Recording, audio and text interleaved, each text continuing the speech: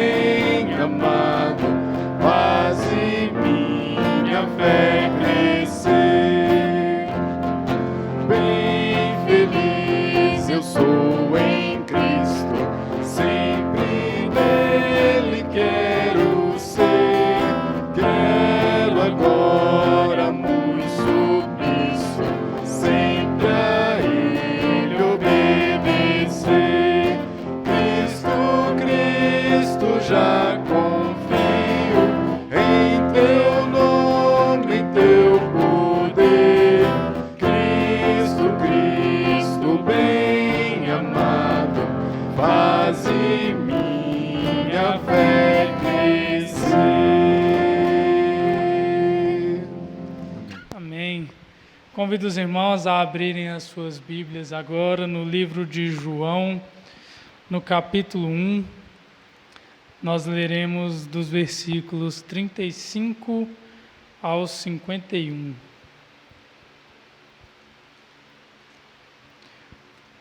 João, capítulo 1, do 35 ao 51.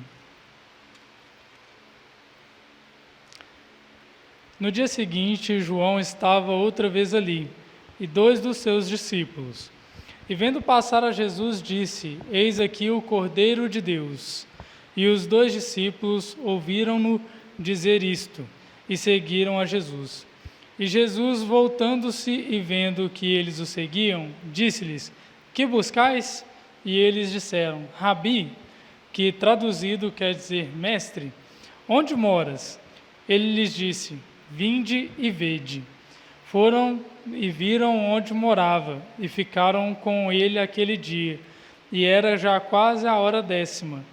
Era André, irmão de Simão Pedro, um dos 2 que ouviram aquilo de João, e o haviam seguido. Este achou primeiro a seu irmão Simão, e disse-lhe: Achamos o Messias, que traduzido é o Cristo. E levou-o a Jesus. E olhando Jesus para ele, disse: Tu és Simão, filho de Jonas, tu serás chamado Cefas, que quer dizer Pedro. No dia seguinte, quis Jesus ir a Galiléia e achou a Filipe e disse-lhe: segue-me. E Filipe era de Betsaida, cidade de André e de Pedro. Filipe achou Natanael e disse-lhe: havemos achado aquele de quem Moisés escreveu na lei e os profetas, Jesus de Nazaré, filho de José. Disse-lhe Natanael: pode vir alguma coisa boa de Nazaré? Disse-lhe Filipe: vem e vê. Jesus viu Natanael vir ter com ele e disse dele: eis aqui um verdadeiro israelita, em quem não há dolo. Disse-lhe Natanael: de onde me conheces tu? Jesus respondeu e disse-lhe: antes que Filipe te chamasse, te vi eu, estando tu debaixo da figueira. Natanael respondeu e disse-lhe: Rabi, tu és o Filho de Deus, tu és o Rei de Israel. Jesus respondeu e disse-lhe: porque te disse, vi-te debaixo da figueira, vi-te debaixo da figueira, crês? Coisas maiores do que estas verás. E disse-lhe: na verdade vos digo que daqui em diante vereis o céu aberto e os anjos de Deus subindo e descendo sobre o Filho do Homem. Amém e amém. Irmãos, neste momento, vamos mais uma vez, em mais uma oportunidade, orar ao Senhor, trazendo até Ele, a presença dEle, as nossas confissões e também intercessões. Senhor, Pai amado e Pai querido, nós te agradecemos, Pai, por estarmos mais uma vez reunidos, Deus, na casa do Senhor. Deus, nós te pedimos neste momento, Pai, que o Senhor tenha misericórdia e perdão de todos nós. Nós temos pecado, Deus, mesmo que de forma incidental, Pai, mas nós te pedimos perdão, Deus. Perdão pelas nossas falhas, perdão, Deus, pela abala muitas vezes da nossa fé, mas que o Senhor, Deus, possa continuar tendo misericórdia de nós, Deus, e nos fortalecendo no Senhor. Pai, nós também te pedimos, Deus, por aqueles que estão aflitos, Deus, devido a esta doença, Deus, ao Covid-19 e às suas variantes. Pai, que o Senhor possa trazer paz, Deus, a paz que excede todo o entendimento, Pai, porque o Senhor não dá, Deus, paz conforme o mundo. Mas Deus, Senhor, Deus nos concede paz imensurável, Pai. Nós te agradecemos, Senhor, em nome de Jesus, que até aqui o Senhor nos guardou e nos livrou, Deus. E, Pai, que nós possamos, Deus, em nome de Jesus, estar totalmente voltados, Deus, ao Senhor. Também te oramos, Deus, pedindo que o Senhor, Deus, abençoe aqueles que estão enfermos, Deus, lutando contra alguma outra doença, Deus, além do Covid. Pai, também oramos ao Senhor pelos enlutados, Pai, aqueles que perderam seus entes queridos esses dias, seja por Covid ou seja por qualquer outra situação, Deus. E nós também, Deus, te pedimos pela nossa igreja, Pai, pelos nossos ministérios, Deus, por cada pessoa que tem trabalhado, Deus, para o Senhor e no Senhor.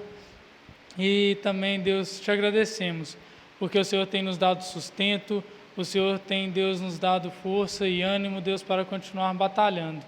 Obrigado, Deus, pela construção e abençoe-nos nesse novo propósito. É o que oramos ao Senhor neste momento, em nome de Jesus. Amém. Irmãos, vamos aproveitar agora este momento para podermos estar em comunhão uns com os outros. Pega o seu celular, mande uma mensagem no WhatsApp.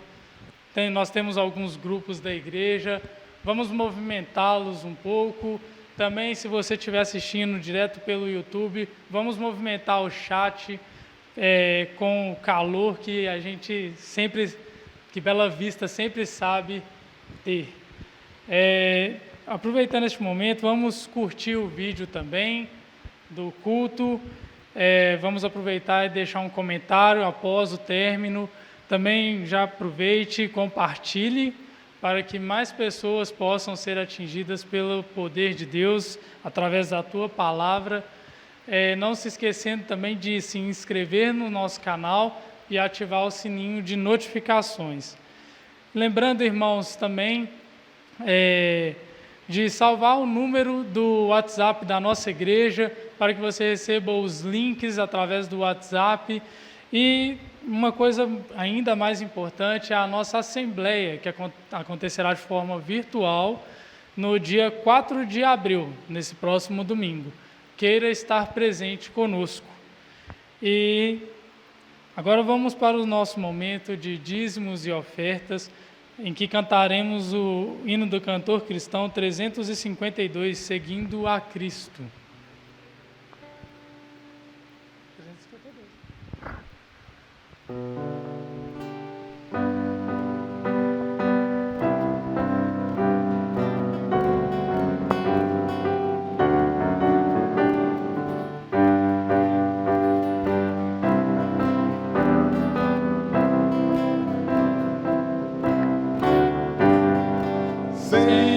Sempre seguirei a Cristo, seja por onde for eu o seguirei. Sempre seguirei a Cristo, seja pois por onde for eu seguirei. Sempre seguirei a Cristo, seja por onde for eu o seguirei.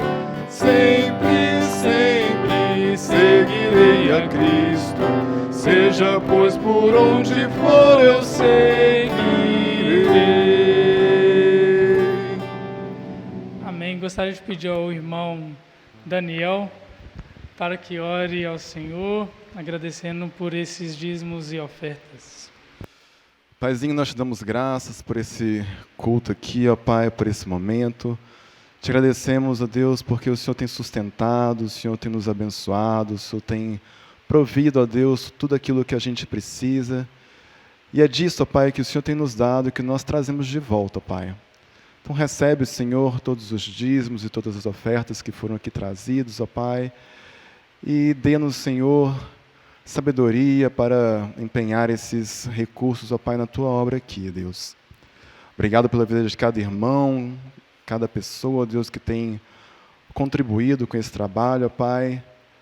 E a Tua palavra nos ensina, ó Pai, que é isso mesmo que nós devemos fazer, que nós devemos trazer à Tua casa os dízimos e ofertas, para que haja mantimento aqui, ó Pai. Para que o Senhor abra as portas dos céus e abençoe esse lugar. E é isso que nós cremos, ó Deus. Muito obrigado por esse momento. Nós te pedimos, agradecidos, juntamente com o perdão dos nossos pecados, ó Pai. Em nome de Jesus. Amém. Amém e amém. Neste momento, vamos ouvir o estudo bíblico que a nossa querida irmã Cláudia preparou e que a palavra que será trazida a nós encontre espaço em nossos corações, em nome de Jesus. Boa noite, queridos irmãos. Estamos aqui mais uma vez para estudarmos o Evangelho de João. Gostaria de primeiro fazer uma revisão dos dois primeiros estudos que fizemos. No nosso primeiro estudo, nós vimos sobre João, o homem. Nós falamos sobre a identidade de João, quem é João, sobre suas características pessoais. Falamos sobre a autoria do Evangelho, falamos sobre as indagações sobre esta autoria. Nós falamos sobre a linguagem utilizada por João através dos diálogos. Nós falamos sobre a estrutura do Evangelho, onde podemos encontrar sinais que são para a inclusão. No nosso segundo estudo sobre o Evangelho, nós falamos sobre João, a testemunha. Falamos que ele foi uma testemunha ocular, e falamos sobre o seu profundo conhecimento geográfico da Palestina, de Jerusalém. Falamos também sobre o seu conhecimento dos costumes e assuntos gerais de Israel. Falamos sobre como ele conhecia intimamente Jesus, pertencia ao grupo mais próximo com Pedro e Tiago. Falamos que ele participou dos momentos cruciais do ministério de Jesus. A ressurreição da filha de Jairo, a glória na transfiguração. Falamos também que eles ouviram o ensino apocalíptico de Jesus, que eles ficaram ao seu lado no jardim de Getsemane. Falamos que ele fora também profundamente mudado por Jesus, quando de filho do trovão passou a ser chamado do apóstolo do amor, aquele a quem Jesus amava. No nosso estudo 3, o nosso terceiro estudo, nós falaremos hoje sobre a mensagem do Evangelho, primeira parte. São alguns assuntos que falaremos a partir dos fundamentos da fé. O caminho para a vida eterna é a fé. E nós vamos apontar aqui, em alguns textos do Evangelho de João, este caminho. Em João 3, de 14 a 16 e versículo 36, nós poderemos encontrar este caminho. Lerei para os irmãos. E como Moisés levantou a serpente no deserto, assim importa que o Filho do Homem seja levantado, para que todo aquele que nele crê não pereça, mas tenha a vida eterna. Porque Deus amou o mundo de tal maneira que deu seu Filho unigênito, para que todo aquele que nele crê não pereça, mas tenha a vida eterna. Aquele que crê no Filho tem a vida eterna, mas aquele que não crê no Filho não verá a vida, mas a ira de Deus sobre ele permanece. Veremos ainda em João, no capítulo 6, versículo 47. Na verdade vos digo que aquele que crê em mim tem a vida eterna. Nós veremos também, irmãos, em João, no capítulo 20, versículo 31. Estes, porém, foram escritos para que creiais que Jesus é o Cristo, o Filho de Deus, e para que, crendo, tenhais vida em seu nome. Então, nós vimos aqui caminhos para a fé apontados em João. Mas sobre o que repousa a fé? João concordaria, irmãos, com a resposta dada por Paulo em Romanos 10, 17. No estudo passado fizemos essa leitura. A fé é pelo ouvir, e o ouvir pela palavra de Deus. A fé nunca está isolada. Ela é sempre uma resposta a uma iniciativa de Deus. Em particular, ela é despertada por sua palavra, ou como João diria, por seu testemunho. Crer no testemunho de Deus, dado através de Cristo, é tomar os primeiros passos vitais para a fé, que leva à vida eterna. Acima de tudo, esta é a mensagem do Evangelho de João. Então, a mensagem é o testemunho, primeiro passo vital para a fé. Atualmente é tendência, irmão, dos estudiosos sustentar que João não argumenta a favor da fé, mas assume-a. Muitos estudiosos pretendem, assim, que o Evangelho de João não é evangelístico, isto é, não se destina a convencer os descrentes sobre a retidão da fé em Cristo, mas este ponto de vista mal se aplica à evidência do próprio Evangelho. A declaração de João sobre o seu propósito em 20:31, nós lemos esse texto no nosso primeiro estudo.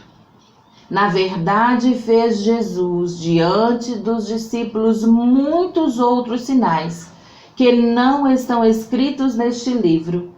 Estes, porém, foram registrados para que creiais que Jesus é o Cristo, o Filho de Deus, e para que, crendo, tenhais vida em seu nome. Expressa este texto, irmãos, um intento evangelístico. E no Evangelho este tema de testemunho ou do testemunho parece ser desenvolvido particularmente com os descrentes judeus em mente. Eu já disse para os irmãos que provavelmente o Evangelho de João tenha sido escrito para os gentios, mas há de se crer que João tenha tido em sua mente, em particular, os descrentes judeus, porque ele aplica aqui o testemunho de Jesus Cristo como Filho de Deus, apontando o caminho para a fé, o caminho da vida eterna. Que testemunho, irmão João, apresenta? O primeiro a ser falado é o testemunho humano. João apresenta no decorrer do Evangelho o testemunho humano. Nas palavras de abertura de seu Evangelho, como naquelas da primeira carta de João e também de Apocalipse, João traz seu próprio testemunho sobre o Senhor Jesus Cristo.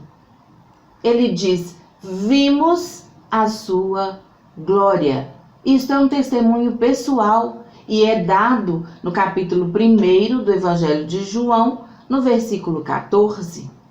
Assim, ele inicia seu Evangelho com a afirmação, não como prova, mas uma afirmação. Do mesmo modo como Gênesis traz como introdução, no princípio Deus, é uma afirmação, anunciando a existência do Pai. Assim, o Evangelho de João tem como introdução, no princípio era o Verbo, afirmando assim a pré-existência do Filho com Deus. Estas verdades, queridos irmãos, são eternas, são produto da revelação divina, não da especulação humana. Agora, porém, elas são comunicadas pelo apaixonado testemunho de seres humanos que se tornaram convencidos delas. O Evangelho começa e termina com esta nota de testemunho apostólico, como está no capítulo 21 e versículo 24, que diz assim: este é o discípulo que testifica destas coisas e as escreveu, e sabemos que seu testemunho é verdadeiro. Este texto também já foi lido no nosso primeiro estudo. Nos capítulos interpostos, temos uma sucessão de pessoas que se encontram com Jesus e dão testemunho sobre ele. Então, entre o capítulo 1 e o último capítulo deste Evangelho, nós veremos testemunhos pessoais. O testemunho de João Batista é introduzido juntamente com o de João no começo do Evangelho.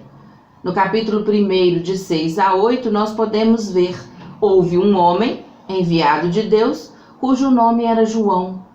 Este veio para testemunho, para que testificasse da luz, para que todos crescem por ele.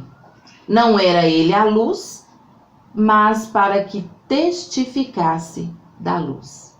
Este é o texto encontrado no Evangelho de João, no capítulo 1, de 6 a 8. E é o mais elaborado, talvez porque João Batista era amplamente reconhecido como um profeta pelos judeus nos dias do apóstolo João. Uma sucessão de discípulos, irmãos, encontram Jesus e dão testemunho. No capítulo 1, de 37 a 51, nós vamos ver que André convence seu irmão, Simão Pedro. Nós vamos ver Filipe traz Natanael, o qual faz então uma expressiva confissão de fé, que está no capítulo 1, no versículo 49. Vou ler para os irmãos. Natanael respondeu e disse: Rabi, tu és o Filho de Deus, tu és o Rei de Israel. Os samaritanos, irmãos, falamos no nosso estudo passado, os samaritanos dão um forte testemunho no capítulo 4. Testemunho este ainda não experimentado pelos judeus. Eles dão um forte testemunho. Primeiro, a mulher torna-se convencida de que Jesus é o Messias, no versículo 29, que nós já lemos no nosso estudo passado. E depois seus compatriotas afirmam que Jesus é o Salvador do mundo, no capítulo 4, versículo 42. Nós vamos ver o testemunho de Pedro, no capítulo 6, versículos 68 e 69. Nós podemos ler este texto, João, o Evangelho de João, no capítulo 6, versículos 68 e 69. Respondeu-lhe, pois, Simão Pedro: Senhor, para quem iremos nós? Tu tens as palavras da vida eterna. E nós temos crido e conhecido que tu és o Cristo, o Filho do Deus vivente.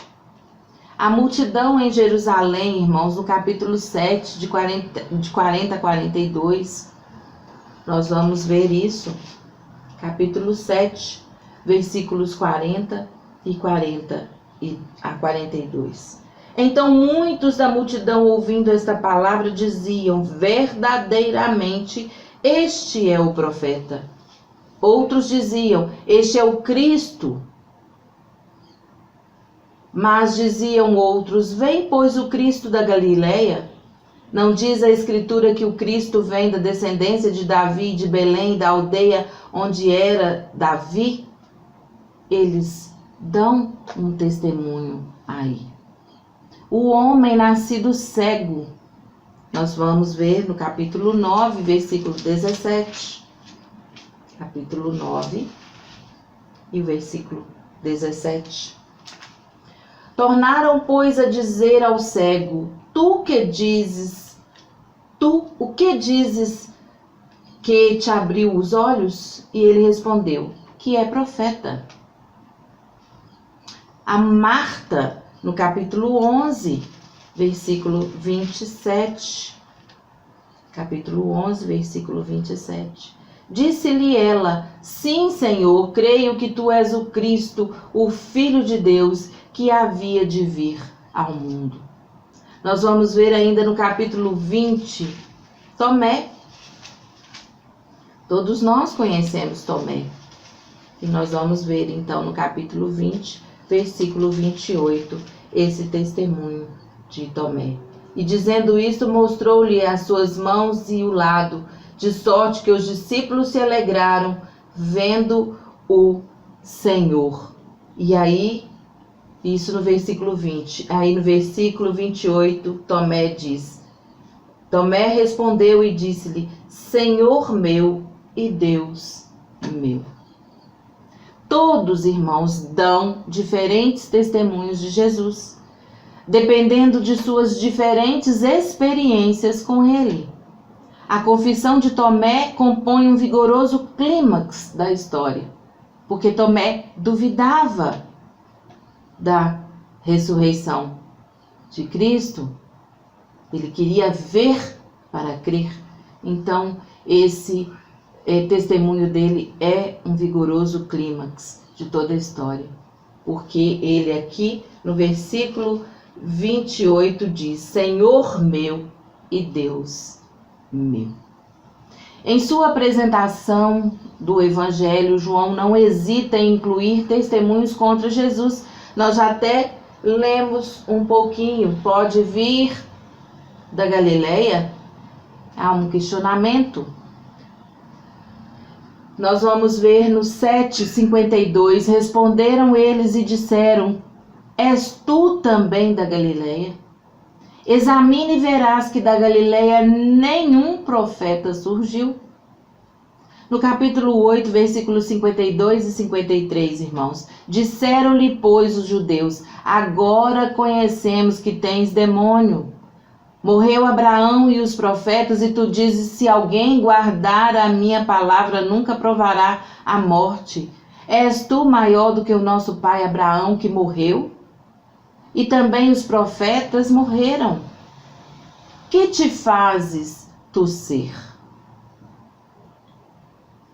São questionamentos, são testemunhos que dão contra Jesus. No 9, versículo 16, está escrito assim: então alguns dos fariseus diziam: este homem não é de Deus, pois não guarda o sábado. Diziam outros: como pode um homem pecador fazer tais sinais? Sinais apresentados por João em seu evangelho. E havia dissensão entre eles. Assim, irmãos, os leitores de João são forçados a tomar partido. Em qual testemunho eles creem?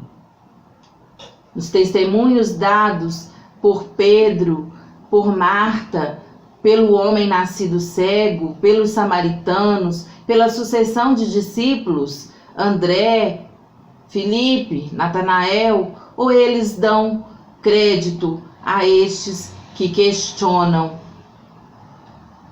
ser Jesus o Cristo? Então, quem deve decidir são os leitores de João, do Evangelho de João. E para decidir isto, irmãos, é necessário que sejam apresentadas evidências e testemunhos posteriores. Embora essas testemunhas humanas sejam importantes, Jesus não depende de seus testemunhos para validar suas reivindicações. Está lá no capítulo 5 do Evangelho, no versículo 34. Então, nós vamos ler este versículo, capítulo 5, versículo 34. Eu, porém, não recebo testemunho de homem, mas digo isto para que vos salveis.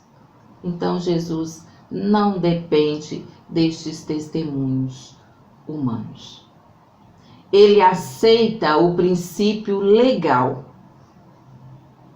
Se eu testifico a respeito de mim mesmo, o meu testemunho não é verdadeiro. Isso está um pouquinho antes deste texto que nós lemos no capítulo 5 e o versículo 31. Os irmãos podem verificar. Irmãos, nos tribunais judaicos, e aí nós vamos falar um pouquinho das leis deles. Nos tribunais judaicos, nenhum testemunho podia ser aceito a menos que fosse corroborado. Os fariseus lançaram isto a Jesus no capítulo 8 e o versículo 13. Então, se os irmãos quiserem abrir no Evangelho de João, no capítulo 8, versículo 13, os irmãos verão assim escrito: tu dás testemunho de ti mesmo, logo teu testemunho não é verdadeiro. Porque nos tribunais judaicos nenhum testemunho podia ser aceito a menos que fosse corroborado. Porém, Jesus aceita esta provocação dada por estes e replica: também na vossa lei, e aí ele fala com autoridade, está escrito que o testemunho de duas pessoas é verdadeiro. Eu testifico de mim mesmo, e o Pai que me enviou também testifica de mim. Nós vamos encontrar no capítulo 8, 17 e 18. Isso é um longo diálogo, irmãos, em que Jesus apresenta o seu testemunho. E assim uma segunda testemunha é convocada. Então, nos tribunais judaicos, como o testemunho não podia ser aceito a menos que ele fosse corroborado, Jesus aqui convoca o Pai como sua testemunha. E aí, o que os tribunais diziam do testemunho divino? Porque este primeiro testemunho que vimos era o testemunho humano. Agora veremos o testemunho divino. Nas cortes judaicas, irmãos, o testemunho solitário podia ser aceito se o acusado, Jesus aqui está sendo acusado de não ser o Cristo, se o acusado invocasse solenemente a Deus para testemunhar que sua declaração era verdadeira, os tribunais eram obrigados a aceitar. Este era um passo muito sério a ser tomado, porque se tivesse de fato mentindo, o acusado expunha-se ao julgamento de Deus. E de modo oposto, se seus acusadores duvidassem, teriam de pensar 2 vezes ou 3 vezes antes de repetir sua acusação, porque eles também podiam opor-se a Deus e atrair o julgamento sobre si mesmos. Este é o espírito solene pelo qual Jesus invoca a Deus por testemunha em seu favor. Eu testifico de mim mesmo, e o Pai que me enviou também testifica de mim. No capítulo 8, versículo 18, repetindo assim este versículo. Em qualquer caso, a natureza da reivindicação de Jesus é tal que somente Deus podia autenticá-la e apoiá-la. Jesus alega ser o Filho unicamente autorizado a dar vida e exercer o julgamento, ambas prerrogativas do próprio Deus, como está escrito no capítulo 5, dos versículos 19 a 23, texto que não poderemos ler por causa do nosso tempo tão curto. Assim, irmãos, não é somente um passo corajoso, mas essencial em seu caso, que Jesus devia citar a Deus como testemunha em seu favor. João apresenta sua narrativa do ministério de Jesus como se ele estivesse em julgamento do começo ao fim de seu evangelho. E não apenas no final diante do sumo sacerdote. Na realidade, neste evangelho, Jesus nunca é formalmente julgado, mas está num julgamento do começo ao fim. Cada situação que acontece, nós vamos ver isto sendo exposto. Ele é executado sem o devido processo da lei, muito embora ele mesmo pleiteasse que testemunhas fossem convocadas quando compareceu diante do sumo sacerdote. Nós vamos ver isso no capítulo 18 do Evangelho de João. Então, se os irmãos quiserem abrir no capítulo 18 e o versículo 21 do Evangelho de João, nós vamos ver escrito: para que me perguntas a mim? Palavras de Jesus. Pergunta aos que ouviram o que é que lhes ensinei. Eis que eles sabem o que eu lhes tenho dito. São palavras de Jesus diante do sumo sacerdote. Irmãos, o julgamento ocorre nesse sentido informal, através de todo o livro, de modo que os leitores de João são eles mesmos colocados em cena e compelidos a vir a Cristo por sua própria decisão.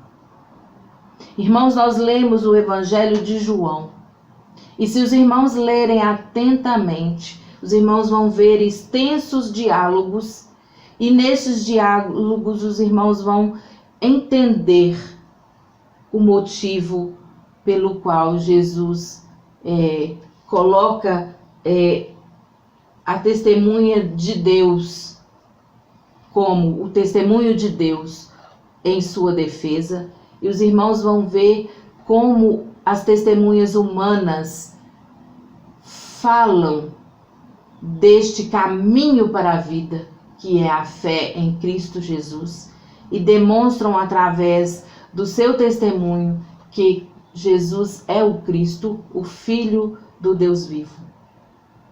Este evangelho é tremendo em amor e em misericórdia, em bondade do nosso Senhor.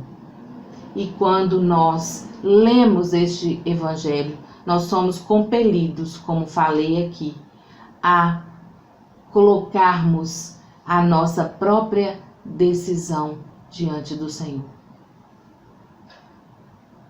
Como nós estamos diante do nosso Deus?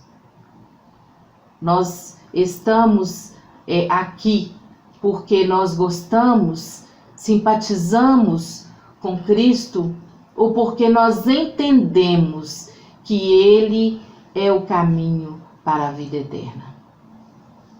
Nós o aceitamos como único e suficiente Salvador da nossa vida, ou nós apenas achamos bonito ou achamos interessante este homem tão maravilhoso que aqui esteve conosco? Mas Ele faz parte da Trindade, Ele é o Senhor, Ele é o nosso Deus. Temos de entender que este Evangelho foi escrito para trazer este caminho de fé para a vida eterna. E que se nós já o aceitamos, nós temos este privilégio. Mas se não aceitamos ainda, precisamos de aceitá-lo. É uma decisão individual. Cada um de nós já fez essa decisão, ou então alguns ainda o farão. Precisamos pensar nisso, nós precisamos pensar nisso. Que Deus nos ajude no propósito, irmãos, de servi-lo, de sermos testemunhas, como disse os irmãos no estudo passado, nós somos testemunhas do Senhor neste tempo. Como Pedro, como Tiago, como João, como Natanael, como Marta, como Lázaro, como outros servos do Senhor no tempo de João foram testemunhas, nós somos testemunhas para este tempo. Que Deus nos ajude neste propósito. Nós vamos orar, irmãos, agradecendo a Deus por tudo que Ele é em nós, pelo caminho de vida eterna em nós. E que nós sejamos instrumentos do Senhor para falar do seu amor, apresentá-lo a outros que tanto necessitam dele. E que em tempos tão difíceis como os que nós vivemos, nós às vezes achamos que vivemos o pior tempo, mas este servo do Senhor do passado viveu em um tempo muito difícil também, em que muitas armadilhas eram postas para aqueles que serviam o Senhor. E eles aguentaram firmes através da palavra do Senhor, através do testemunho. Que nós possamos assim permanecer firmes no Senhor. Senhor nosso Deus, nós te damos graças pelo teu amor maravilhoso. Te damos graças, ó Deus, porque de uma maneira tão, ó Deus, maravilhosa, o Senhor permitiu que os teus servos do passado, inspirados, ó Deus, por ti mesmo, pudesse deixar a tua palavra registrada até nós. É bênção do Senhor, porque podemos, ó Deus, ouvir e ler a tua palavra. E podemos, ó Deus, tomar uma decisão firme em ti. Te peço, ó Deus, que o Senhor abençoe todo o teu povo espalhado sobre esta terra. Que o Senhor conduza a caminhada cristã de cada um dos teus filhos. E que o Senhor tenha misericórdia daqueles, ó Deus, que te aprouver ter misericórdia. E que o Senhor, ó Deus, nos faça instrumentos nas tuas mãos, porque sem ti, ó Deus, nada somos e nada podemos fazer. Sem a tua boa mão, ó Deus, nós não podemos caminhar. Sem o teu sustento, ó Pai, não ficamos de pé, não acordamos, não respiramos. É através de ti, único Deus, Deus vivo, Deus soberano, Trino Deus, é que estamos aqui e que caminhamos na tua direção. Dá-nos, ó Deus, a tua paz, conforta o coração, ó Deus, dos aflitos, dos que estão sofrendo, ó Deus, pelas perdas. Dá a cada um, ó Deus, que está necessitando do teu sustento, o vigor e as portas sempre abertas, para que possam, ó Deus, viver na tua dependência, testemunhando de ti. Dirige as nossas vidas, ó Deus, é o que te peço em nome e por amor do teu Filho Jesus. Amém.